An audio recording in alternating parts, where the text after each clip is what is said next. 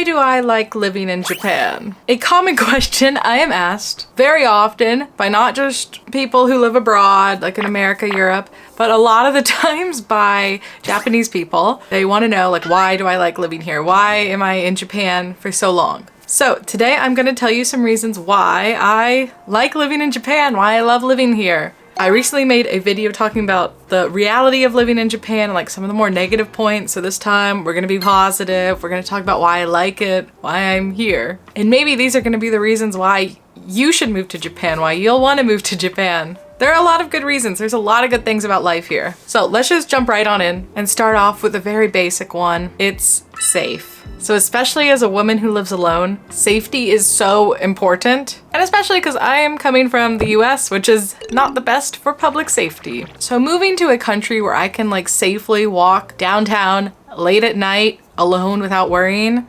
it's amazing. The other day I walked home like 20 minutes at 1 a.m., nighttime, dark, from my friend's house, and I felt totally safe. It was totally fine. I did not fear for my life. This doesn't mean crime doesn't happen and that nothing will happen to you or me, but honestly, I can say that I can live my daily life without constantly looking over my shoulder or just being kind of on edge compared to the US. And honestly, in my opinion, this is just so freeing. It's like the greatest freedom you could ask for, just feeling safe. Next, common courtesy is common. There is a big focus on like what is for the common good. So you've probably heard this before, but Japan is a collectivist society. So what this means is that in Japan, people view their identity as part of a larger group. And then they therefore make decisions while thinking of the greater good for that larger group. On the other hand, US is the opposite. It's individualistic. Most people see themselves as like pure individuals. They think about decisions in a way that how will it affect themselves in the best way. So honestly, I don't think strong collectivism or individualism is good necessarily. I think there should be a balance. And I do miss parts of the individualistic society, but in general, like living in a collectivist society, it has a lot of good points that you don't realize until you actually live in it. Like when decisions are actually made while thinking of how it impacts the community, the greater good. It's very different. So connected to that, next point is that rules and rule following is very common. I know people are going to disagree with me on this one, but personally I like living in a society with rules. Like there are definitely some confusing ones at first. It's not like you're given like a book of rules when you land at Narita. But you know, after you live here for like a year or so, they just really become common sense. You pick up on them over time and people tell you about them. Like I like knowing that most people are going to stick to the left side of the staircase in the train station if there is an arrow on the ground saying to do that. I like knowing that no one's ever gonna cut in line, like ever, etc. Like don't get me wrong, sometimes the rules can be too intense, especially at like private establishments, like unflexible. But in general, like especially on a wider society-wide level, rules are pretty nice. Next, as a default, people are kind and there's mutual respect. So in my opinion, Japanese people, like generally speaking, are kind. They're considerate, very, very considerate. And if nothing else, they will be polite. Just mutual respect is the default and people are gonna treat you the way they want to be treated. Even if they aren't a customer service worker, if you're like lost or something, people will help you if you ask. They're probably not going to be impolite. Obviously, there's exceptions in all societies. Not everyone is nice, but you know. And you know, even if you try to say something in Japanese, it sounds like garbage, your pronunciation's awful, they're probably going to compliment you. And at least they're going to appreciate the effort, which is very nice. And I think all these factors make it a lot easier to interact with locals and such if you're like a tourist or if you're new to town. Next, fashion is important. At least in cities. So if you come to Tokyo especially, you're immediately gonna be humbled by how so many Japanese people have just impeccable fashion. Perfectly set hair, on-trend clothes, brand bags, etc. This is for both men and women, by the way, of course. There's a bit more for women. So on one hand, it is impossible for me to dress like hyper casually like I did in the US. Like I would just wear leggings and a t-shirt when I went to Target or something. Here, I won't do it. You can dress casual, but there's like kind of a stylish dress code for that too. So this is annoying. But on the other hand, it makes me want to dress up more and put more effort into my appearance on like a daily basis, which I think is good. I mean, if I wore like the kind of stuff I wear here back in suburban Florida, people would look at me like I'm insane. So I like that I can experiment, I can wear different styles here, and it's just like normal. At least in Tokyo, countryside, everyone just wears Uniqlo. It's different. So before we move on to the next point, I wanted to take a minute to thank the sponsor of today's video, Skillshare. So as we move into the new year, I know a lot of people are thinking about how they could turn their passion into potentially a side hustle, you know, level it up like I did with this, I guess. So whether you want to build up a subscriber base for an email newsletter, or even use AI tools to increase your productivity, or open up your first Etsy shop, Skillshare can help you get there. So this can all seem really daunting, but one of the resources that I like that Skillshare has is called Learning Paths. So basically they're curated selections of different classes that can help you achieve your end goal. So for example, this social media expression path is great for people who want to become more serious about social media. It even has classes taught by Brandon, who you probably follow him. He's a very famous photographer on Instagram, and he teaches you about how to take photos designed for Instagram, for social media. So if you're interested in turning your passion into something more in the new year, then definitely check out my link in the description below, where the first 500 people to use my link will get a 1-month free trial of Skillshare.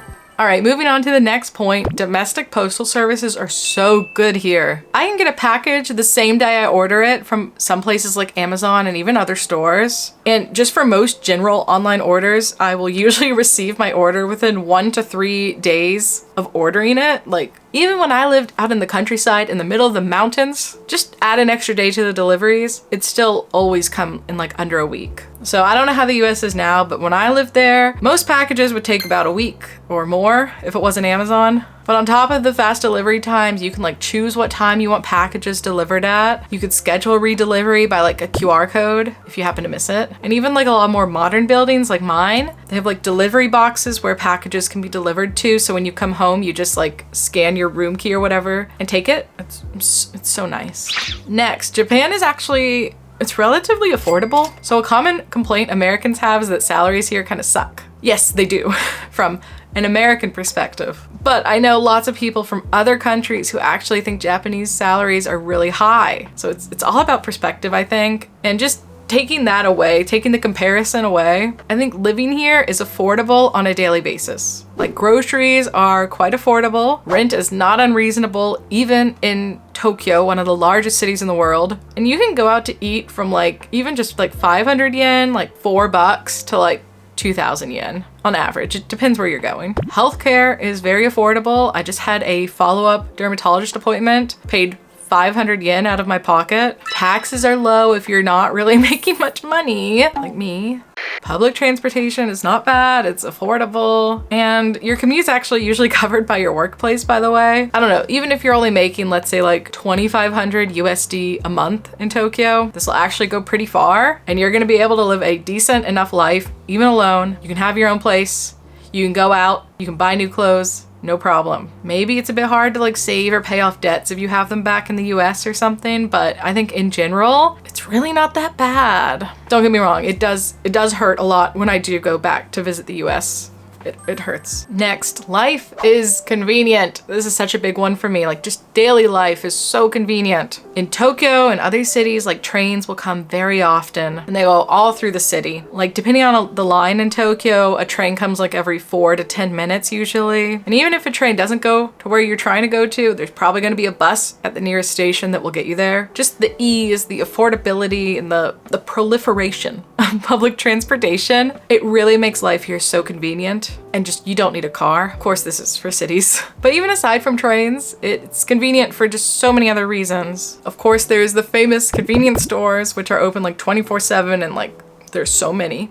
And they have like everything you need, from hot meals to laundry detergent to ATMs to printers, etc.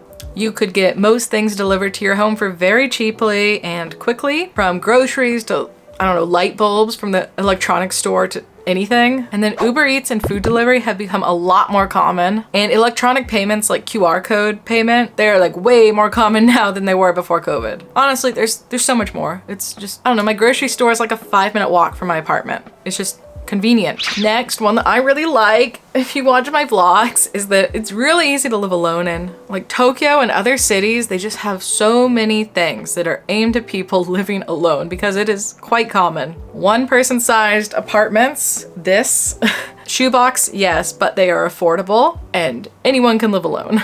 Also, what I really appreciate is that groceries here actually usually come in a perfect size for like 1 to 2 people. So I could actually cook for myself here if I wanted to. And then eating out alone is actually super, super common, especially on weekdays. Like no one's gonna take one of those weird pity videos of you and upload it on TikTok. No. You can really do anything without feeling weird about it alone here. Like you go to the movies, you go to karaoke, you go hiking, shopping, anything. I like it. Next, everything is clean. I know it's common, but it is nice. Seriously, the streets here are so clean. Everything's quite well maintained, I think. Of course, there's some areas that are dirty, like back streets of Shibuya and Shinjuku. Dirty, trash everywhere, rats, etc. It's a city. But you know, the more residential areas and like business areas in Tokyo, they're very clean. They're like sparkling clean even sometimes. And really where the cleanliness is most important to me is that public toilets here are very clean. Like the toilets in the department stores here are so nice. They're heated, they sing to you, they do everything, the bidet and whatever. But even the dirtier public toilets like at the park or the train station, I think by US standards they'd actually be considered pretty clean. Next, customer service here is really world class. Maybe this doesn't need much explanation, but it is rare to encounter a rude customer service worker, and just it's a high level as a standard. You will get good service whether you're going to the Gap or to the store, convenience store, anywhere. It's nice. Next, one of my favorites is that actually traveling domestically is great and locations are super accessible. Like living in Tokyo, for example, I could probably get to a beach if I wanted to surf in about an hour. I do neither of these things, but I could in theory. And there's really just like an endless amount of short 1 to 3 day little trips that you could take from Tokyo, from Osaka, Nagoya, anywhere, to like unique towns, beautiful areas, just you can do anything. Like even beyond that, I've lived in Japan for over 5 years now, and I still have so many places that I have not been and I want to go to. And Japan, it really has like everything despite its small size. Like you could go diving in tropical Okinawa, or you could go snowboarding up in like snowy Hokkaido, and then just experience hot springs in the central mountains. It has everything you could want. It's really nice and it's all easy to get to. And then lastly, my hobbies like that are easy to do, very accepted, and actually prolific here.